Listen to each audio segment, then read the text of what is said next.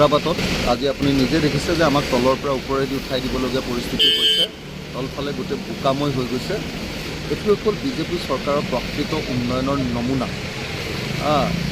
আপুনি দেখিছে যে এখন অভাৰব্ৰিজৰ খৰচৰে তেওঁলোকে গোটেই গুৱাহাটীৰ ড্ৰেইনেজ ছিষ্টেমটো কৰিব পাৰিলেহেঁতেন।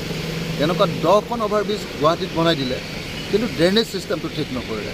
কি কাৰণে? যে অভাৰব্ৰিজত দেখিবলৈ পায়, মানুহে দেখিবলৈ পায় যে এইটো উন্নয়ন হৈছে, দেখুৱাবৰ কাৰণে উন্নয়ন এওঁলোকৰ।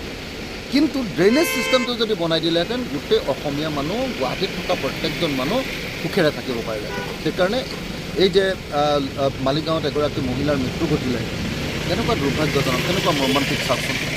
এই দুৰ্ভাগ্যজনক ঘটনাৰ কাৰণে মই বিজেপি চৰকাৰক নিন্দা কৰিছোঁ আৰু অনতি বিলম্বে বিজেপি চৰকাৰক এই ঘটনাৰ কাৰণে হিমন্ত বিশ্ব শৰ্মাক ক্ষমা বিচাৰিবৰ কাৰণে দাবী জনাইছোঁ।